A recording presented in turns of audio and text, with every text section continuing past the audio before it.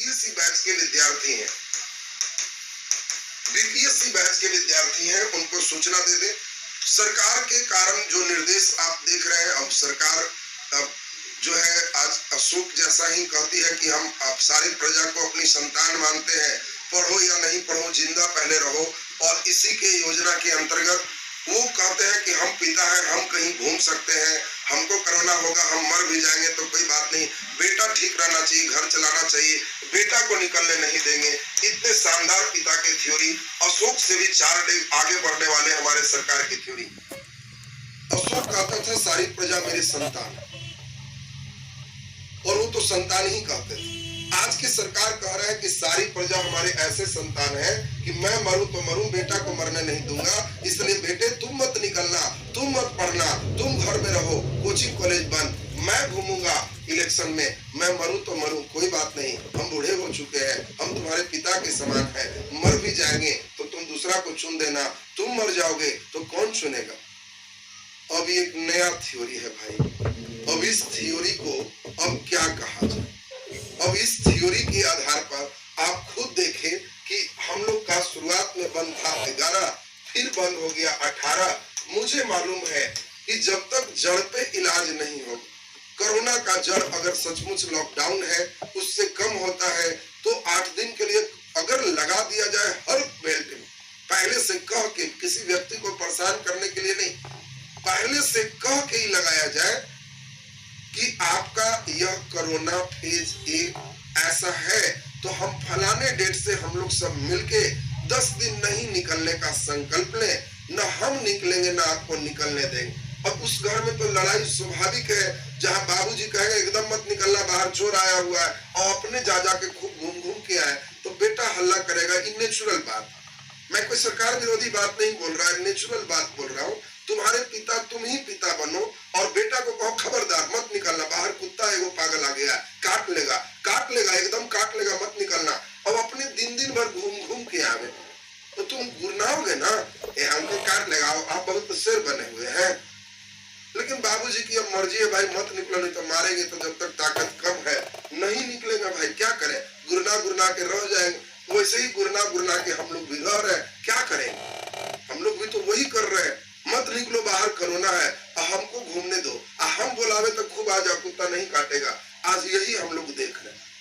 मुझे तो कभी कभी ये चिंता होती है कि इस देश का क्या होगा जहां टीचर, शिक्षक छीप के पढ़ा रहे हैं, शिक्षक जो है जिसको देना है वो छीप के पढ़ा रहे हैं। कई लोग कोचिंग खोले भी है, अरे पर्दा गिरा दो, अरे ये मत करो, इधर मत जाओ, बस्ता लेके मत आना, पन्ना लेके आना, टीचर छीप के पढ़ा रहे हैं। और नेता जितने हैं एक खुलेआम घूम रहे हैं, तो उस देश का क्या होगा, ये बहुत चिंता वाली बात है।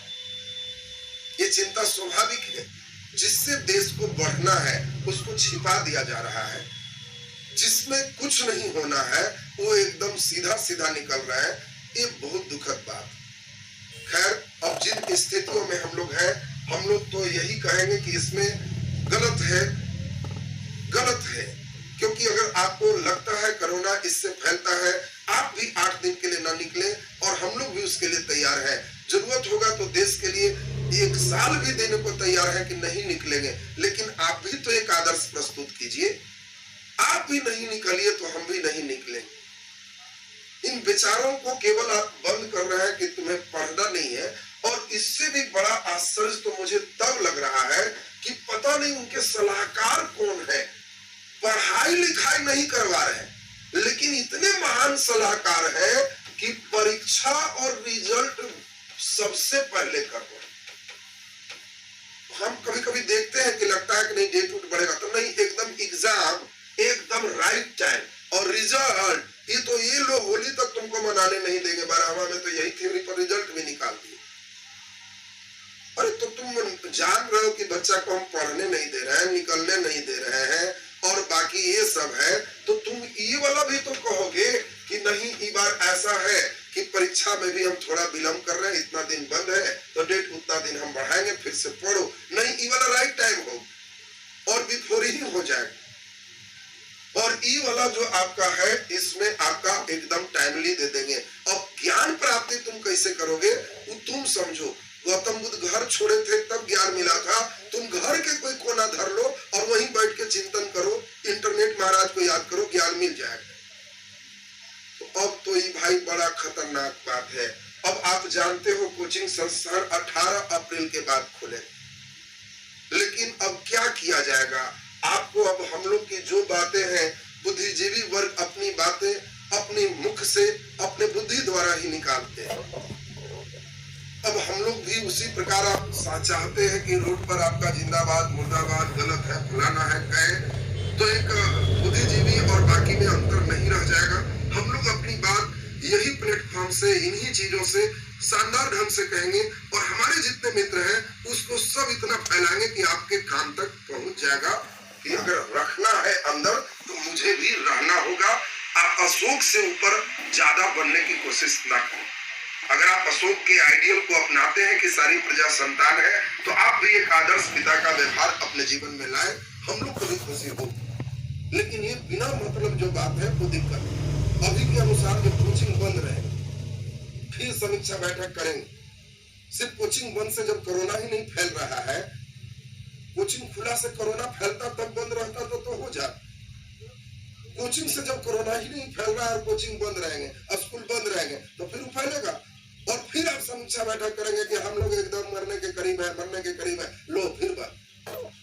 तो फिर आगे बढ़ा के अगर मुझे मालूम है कि 18 के बाद आप एक ही बार नहीं बढ़ा रहे कि लोग रूम रेंट खाली कर देगा, मकान मालिक मर जाएगा, फिर बाकी टीचर का क्या होगा, लड़के भाग जाएंगे, दुकानदार का क्या होगा, सबको अटका के रखना है, ना निकलने देंगे ना उगलने देंगे, बीच में अटकाए रखेंगे, सब जिंदा रहो और तड़प तड़प के मरो। ये कैसा है भाई? ये कैसे आप आदर्श सरकार हो सकते हैं? तो इसी कारण से 18 के बाद मुझे मालूम है फिर समीक्षा बैठक होगी और फिर लगभग सीधा 30 अप्रैल, अगर थोड़ा सा मई बढ़ाए तो सीधे कहेंगे गर्मी छुट्टी के बाद खुलेगा।